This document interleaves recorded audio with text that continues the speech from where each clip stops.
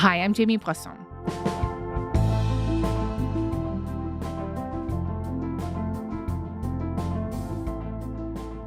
In a major escalation of its months-long maximum pressure campaign, the United States has announced they are laying charges against Raúl Castro, the former president of Cuba. He and 5 others face charges connected to the downing of 2 planes flown by a group of Cuban exiles targeting the regime in 1996. The indictment follows a meeting between the director of the CIA and Cuban officials in Havana. Now the Cuban government and people are bracing themselves for a potential military invasion. Peter Kornblue is an author and senior analyst at the National Security Archive, specializing in Cuba. We had him on recently to talk about the decades of antagonism between the U.S. and Cuba. And he's back to talk about the CIA's involvement in Cuba now and in the 1996 incident at the center of the Castro charges.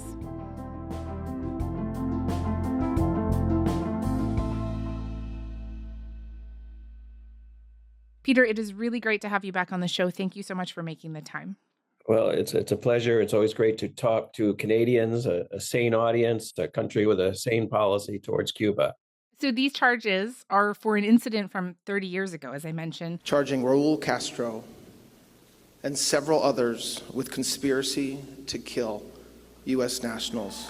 Raúl Castro is also facing 4 counts of murder and destruction of aircraft charges, accused of ordering the downing of 2 civilian planes flown by a Cuban exile group in 1996. Raúl Castro is 94 years old. What does this indictment accomplish? The indictment is a quantum step forward in the escalation of U.S. hostility towards Cuba. It accomplishes 3 goals for the Trump administration.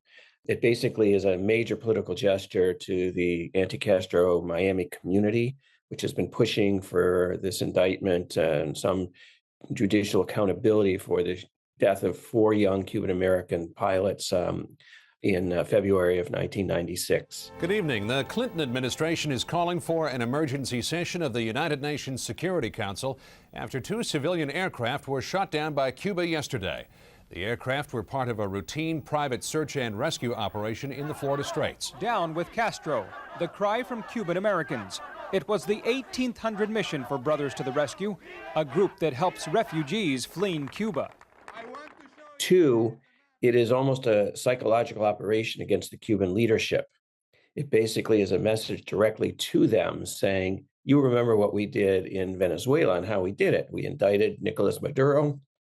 Then we claimed that we're going to go in and seize him as a law enforcement operation rather than as a regime change operation. We can do the exact same thing for you under the exact same false pretext. And finally, and more, I think, most hard to understand, is that the precedent that was set in Venezuela allowed Donald Trump to say to Congress, I'm not going to war in Venezuela. I'm just enforcing the law. This is a law enforcement operation. Maduro and Flores have been indicted in the Southern District of New York. These highly trained warriors operating in collaboration with U.S. law enforcement caught them in a very ready position. They were waiting for us. They knew we had many. There's not a war. I mean, we are at war against drug trafficking organizations. It's not a war against Venezuela. We are enforcing American laws with regards to oil sanctions. We have sanctioned entities. To the degree that they actually put FBI and Justice Department officials on the helicopters that were flying over Caracas, on January 3rd of this year. And he'll tell Congress the same thing if he decides to do a military strike or initiate military strikes against Cuba. Right. I know you wrote about the CIA director's visit to Cuba last week. A CIA official told the Associated Press that John Ratcliffe was there to personally deliver President Donald Trump's message that the United States is prepared to seriously engage on economic and security issues, but only if Cuba makes fundamental changes. It's also been reported that Ratcliffe brought along one of the covert operators involved in the mission to capture Nicolas Maduro. And just what did you make of that? And can you tell me more about this meeting between Ratcliffe and Cuban officials? Yeah, the Cubans have suffered a 1-2 punch over the last week. The first punch was an extraordinary overt mission by the CIA director, John Radcliffe. This comes after decades and decades, more than 60 years of U.S. covert operations to overthrow the Cuban Revolution. And here you had an overt mission with the same goal, quite frankly, of the CIA director being sent to Havana to meet with the top intelligence officers of the country, as well as Raúl Castro's grandson, Raulito, as he is known, and basically provide them with an ultimatum. Time is running out. You must do what we want you to do or face the consequences. That the U.S. is prepared to engage with Cuba on economic and security issues, but only if Cuba makes fundamental changes, claiming the island nation is a safe haven for countries like Russia and China. The Cuban government insists it poses no threat to U.S. national security, nor will it allow actions against any other nation to be carried out from Cuba. The ultimatum felt like the final kind of face-to-face communication that the United States was willing to make. Is that the case? Who knows? But with the Radcliffe ultimatum a week or so ago, and then the now indictment of Raúl Castro, the Cubans have no choice but to take this situation extremely seriously. You mentioned the official that Radcliffe brought with him who had been involved in the Venezuela attack. What people forget is that the Venezuela attack led to the death of 32 Cuban security agents that were there to guard Maduro's safety, protect him from exactly that type of assault. They failed miserably. They were overwhelmed by the formidable power of the U.S. Special Forces that attacked the compound where Maduro and his wife were living. They lost their lives. Dozens of other Cubans were injured in the attack. And basically that resonates in Cuba. They understand that lives are on the line here. So it's a very difficult situation that they've been put in at this point.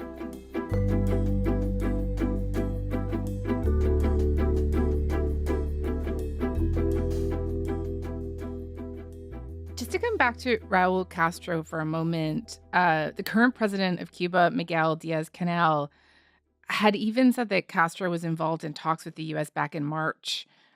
He was president, of course, from 2008 to 2018. And during his time as president, he restored diplomatic relations with the United States, with then-President Barack Obama. In the most significant changes in our policy in more than 50 years, we will end an outdated approach that for decades has failed to advance our interests, and instead, we will begin to normalize relations between our two countries. Given that he was seen, at least by some, I guess, as some kind of agent of change, does this make the indictment surprising at all for you, or were you expecting this? I don't think that the United States sees Raúl Castro as an agent of change, even though I think history will record him as actually a reformer in the context of the communist system of Cuba. He took over for his brother on an interim basis in 2006. He formally took over as president and Secretary General of the Communist Party in 2008.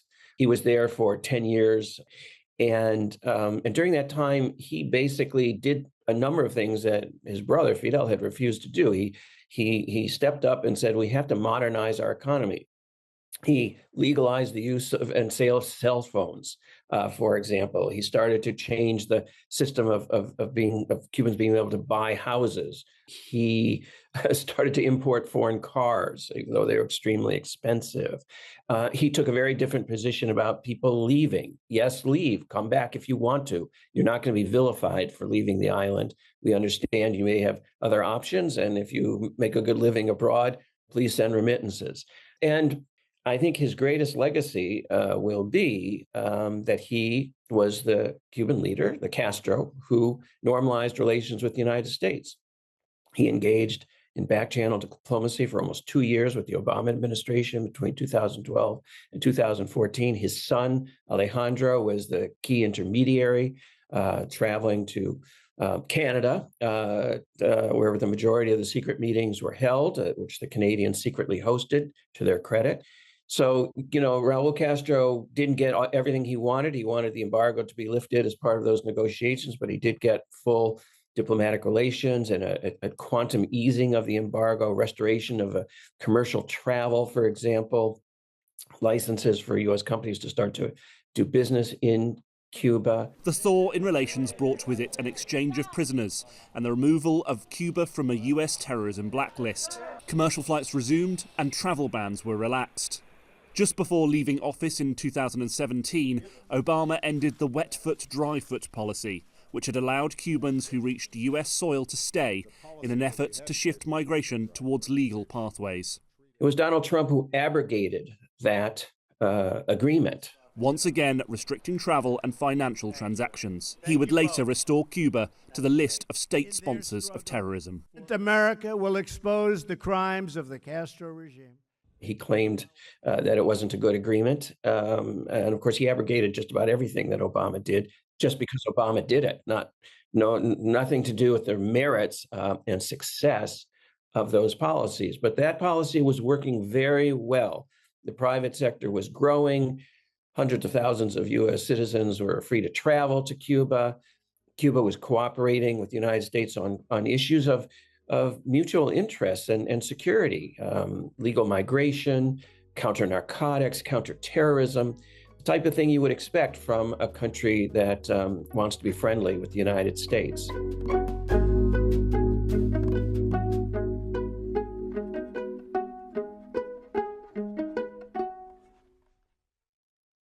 The incident that he is charged for, that Castro's charged for, the downing of these 2 planes, killing 4 people over Cuban waters in '96, involved a group called the Brothers to the Rescue. And Castro was the armed forces minister at the time, as I understand it. And just, can you tell me a little bit more about Brothers to the Rescue and what led to the attack?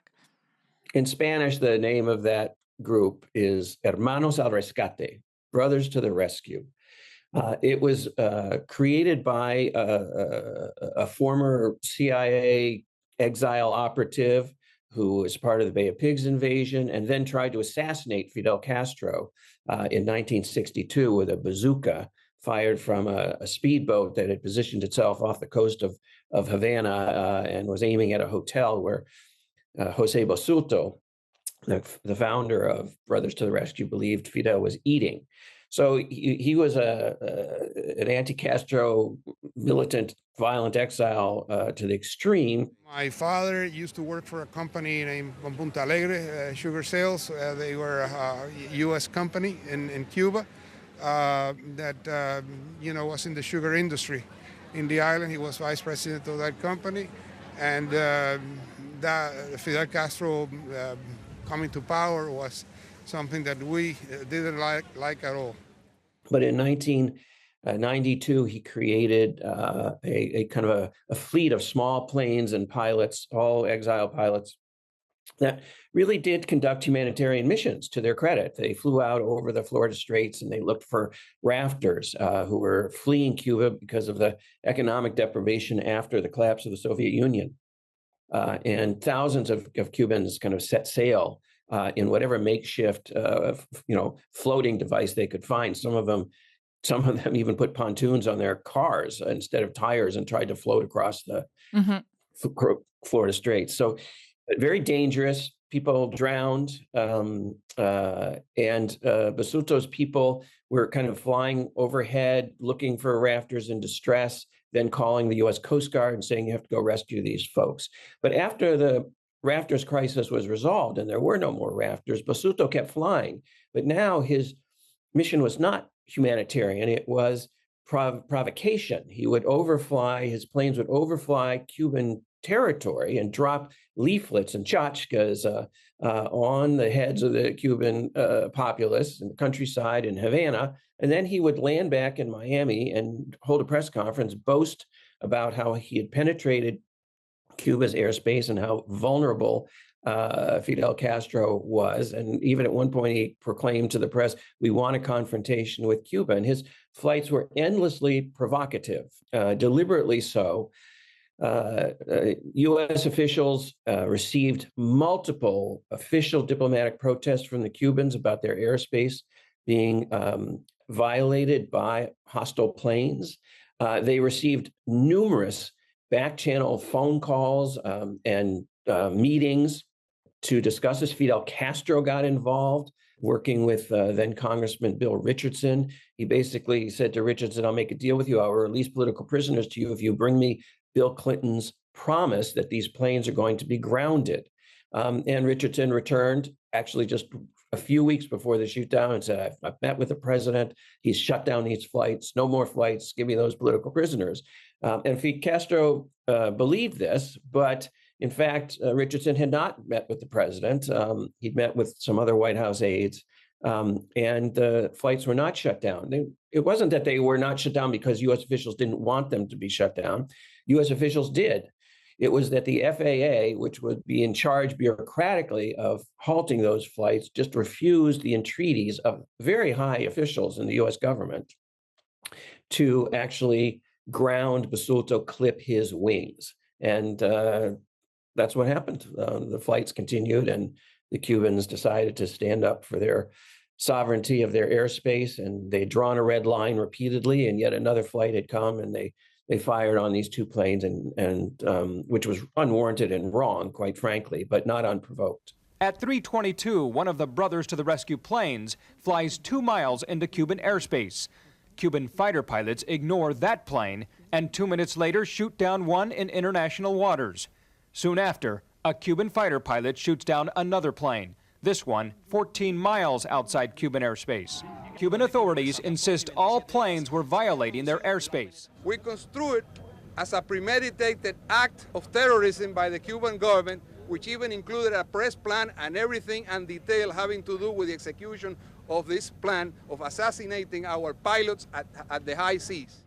And just to be clear here, did you say that Basulto, the founder of Brothers to the Rescue, was a former operative? Like, I know that he has said that he was a CIA operative. I was recruited by the CIA, if you may, because we were working at the time with an internal organization in Cuba called the MRR, and the CIA promised to us that they were going to give us all the help we needed to change the government of Cuba into a democratic government.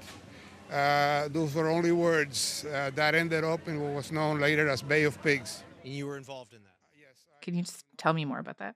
Well, he was a part of the Bay of Pigs operation. I was sent back into Cuba as a radio operator, telegraphy, to send back information. In other words, intelligence to the U.S. on what was going on before the invasion. And everything that they promised and said was going to be done in our behalf was simply betrayed. That, in a sense, made him an operative. The degree to which he had a formal paid relationship as an asset after the Bay of Pigs is somewhat unknown, I think, or at least it's unknown to me. We'd have to get the CIA employment records, which aren't that easy to get. But he certainly was recruited by the CIA, part of the elements of the invasion force at the Bay of Pigs. And then thereafter, as CIA operations continued against Cuba, he was participating in violent exile acts. The point is that the Cubans had no choice but to look upon him as a hostile actor, given his history and given what he was doing. Fidel Castro's argument was twofold. One, if he can drop tens of thousands of leaflets and tchotchkes on the heads of the Cuban people, he can drop a grenade on the heads of the Cuban people. And two was Cuba, like any respectable country, could not tolerate just the wanton hostile penetration of its airspace. The United States, as Fidel would later tell Time magazine in an interview, would not have tolerated the repeated overflights of Washington by hostile planes coming from, Iran or China or Russia, because they would have been worried about their security, and they would have warned that country not to do that again. And then if that country did it again, they would have shot down those planes. And he was right. It was an intolerable situation. They still should not have shot down those unarmed civilian planes. The Cuban MiG fighter pilots violated international protocols. They gave no warning. They did not attempt to escort those planes out of Cuban airspace. They shot them from behind as they were leaving Cuban airspace. So it was wrong to do, and it had grave consequences for U.S.-Cuban relations. But the history is not a simple one. It's a complicated one. It shows that Cuban officials tried for over a year to keep these flights from coming. And several very high-level U.S. officials, including the top White House point man on Cuba, Richard Nuncio, also tried to stop them. The night before the actual fatal flight, he called the FAA in Miami, and he said, I really think, this could be trouble. You have to keep those planes from flying. And the FAA, which means the Federal Aviation Administration in the United States, the FAA kind of local Miami officers told him on the phone, we can't stop him from flying. Our regulations don't permit us to stop him from flying. We can warn him yet again not to penetrate Cuban airspace, and that's the most we can do. And the planes took off, and it was a Greek tragedy, in the skies over Cuba. Everybody knew it was going to happen. Many people tried to keep it from happening, and then it happened anyway.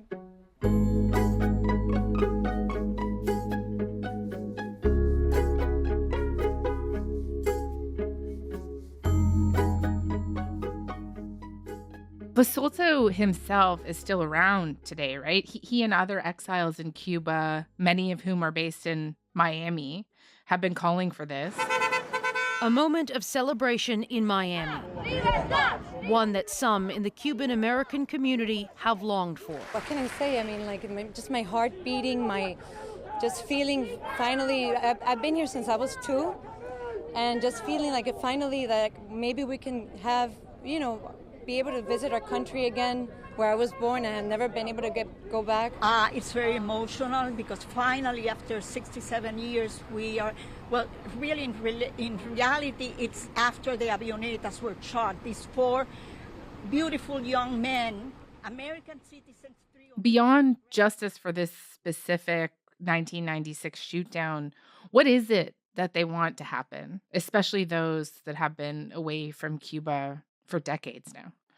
Well, one can't generalize for the entire Cuban American community. For the Basultos of the world, certainly they want Raúl Castro to be prosecuted, but really what they want is the United States to invade Cuba and eliminate, neutralize, as the CI used to say, the entire Cuban Communist Party leadership and military, so that the exile community can go back to Cuba and restore it to the way it was when they were there before. There are, the militant, violent anti-Castro Cubans are only part of the community. There's a moderate part of the community that also would like to see an end to the regime in Cuba, and Cuba enter the modern world with the support of Cuban American investment. And then, there are an element of the community that believes in engagement rather than violence. But overall, the politics from Miami are very weighted towards hostile aggression and the overthrow of the Cuban government by force. So what happens now? I don't know. What would you like to see? I don't know. They're going to go get him out, I guess. I guess the end of it somehow. It's time for them to go to the trash can of history. And the indictment of Raúl Castro has unleashed yet another round of rhetoric from Cuban-American politicians in the Miami area and in Congress, demanding that Trump go in and basically take out the entire Cuban leadership. We are sending the message to the Castro family. It's time for you to leave. You have the option not to wind up where Maduro is. I do want to spend some time now talking with you about what you think could happen here. Now, on Wednesday, in the hours following the announcement of the indictment, Trump said that there won't be escalation. I don't think there needs to be. Look, the place is falling apart. It's a mess. And they've sort of lost control. They've really lost control of Cuba. And he didn't want to say whether there were plans to go in and capture Castro, but he also sent this aircraft carrier to the Caribbean on Thursday, though I know some people have pointed out that it's kind of on his last tour, but there's other stuff here too, right? Reporting in the BBC and Wall Street Journal have noted that U.S. Military surveillance aircraft, including drones, have been circling Cuba, although they have left their transponders on, allowing these news organizations and others to track their movements. Marco Rubio told reporters on Thursday that Cuba is a national security threat. Like, what are we to make of all of this? There's a very coordinated, strategic campaign that the Trump administration has mounted across the board. The CIA, Secretary of State Marco Rubio, the U.S. military, all basically preparing to the coup de grace against the Cuban government. There's been a protracted effort to turn the economic screws, to wage economic warfare on the Cuban people. Cuba's been deprived of oil now for almost 4 months by a clear, explicit blockade that Trump and Rubio has instituted since the takeover of Venezuela. Tonight, the island nation of Cuba largely in the dark as its energy grid is on the verge of collapse. Extensive blackouts across the country have sparked protests. Cubans banging on pots and pans, shouting, "Turn the lights on." Many without power up to 22 hours a day as a U.S. oil... The deprivation is spreading across the island. Canadians have been affected. Canadians can no longer actually fly to Cuba because their airlines have canceled their flights because they don't have any way to refuel when they get there. Your companies that are present in Cuba are being challenged with sanctions. It's very interesting what has just happened with Sherritt International withdrawing its operations in Cuba, and apparently selling them to U.S. interests. That's not clear, but this is a part and parcel of the U.S. plan to push out foreign interests, even friendly foreign interests such as the Canadians, and create a Cuba that's open for basically a U.S. takeover of the economy, a takeover of the political situation, et cetera. So it's a very difficult. But that's what's happening here, and the escalation of the military option. Well, let me just back up. What Trump would really thought would happen, and what he would like to see happen, is his economic pressures and his threats of military force basically scare the Cuban leadership into bending the knee and pledging allegiance to the, Mad King of the North, if you will. Mm-hmm. And that hasn't happened in 4 months of Trump's submission diplomacy. And so he has now expressed his impatience, and the White House has directed the military to step up its planning for an actual attack on Cuba. We know there was a directive that went to from the White House to the Pete Hegseth, the Secretary of Defense in the United States, about stepping up those activities. You saw a quantum escalation in the surveillance operations. The Southern Command of the U.S. military just released a video, which was obviously designed to scare the Cubans. It's strongly implying that Cuba was a target for a forthcoming U.S. attack. The kind of legal fig leaf around the Raúl Castro indictment creates a pretext. You see an incredibly skilled propaganda campaign coming out of the CIA and the White House and the State Department to cast Cuba as a national security threat to the United States, which is completely false. Any rational actor country that has been threatened for as long as Cuba has been is going to do its best to defend itself. And that's, I think, perhaps the final point here. Donald Trump has always thought that Cuba would just surrender. He mused recently. What we'll do, on the way back from Iran, we'll have one of our big, maybe the USS Abraham Lincoln aircraft carrier, the biggest in the world. We'll have that come in, stop about 100 yards offshore, and they'll say, "Thank you very much, we give up." And this kind of surrender dream that Trump has and that previous U.S. officials have had has never worked out.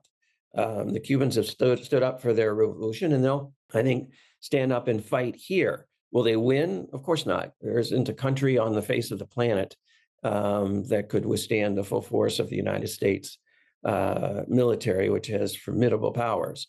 But will there be a struggle? Will there be instability? Will there be chaos? Will there be death and destruction? Yes, there will be. And that is not in the long-term U.S. interests or short-term interests. It's not in the interest of the Cuban people, and it's not necessary. That's what's so heartbreaking about the situation. I think the Cubans are ready to come to some agreement with the Trump administration, but the degree to which Trump wants them to capitulate is perhaps too bittersweet a pill for them to swallow, given the pride and dignity of the Cuban Revolution. And just finally to ask you, and I don't want this to be an unfair question because I think it requires like a bit of a crystal ball, I guess, but how likely do you think it is that that is the outcome, that the United States is prepared to launch some kind of military action here? As I look at this situation, and we come to understand Donald Trump's kind of psychology of power, which of course Canadians have also had to deal with, I think it is very likely that that he will pursue the use of force, military force, in addition to economic warfare, to get the Cuban regime to capitulate to his dictates.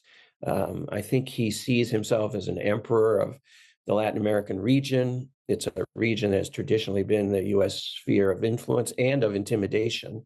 And Trump likes to see himself as the intimidator, and as well as the conqueror, I think. Cuba has a long history of being in the kind of target sites of U.S. presidents, going all the way back to the 1800s.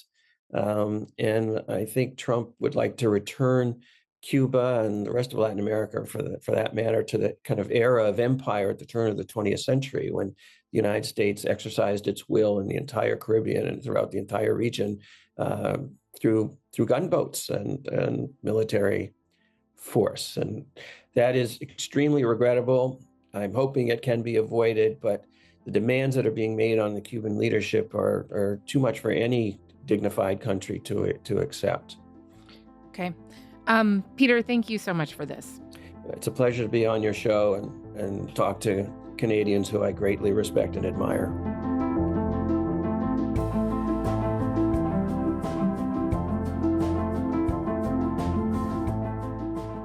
All right, that is all for today. I'm Jamie Poisson. Thanks so much for listening. Talk to you tomorrow.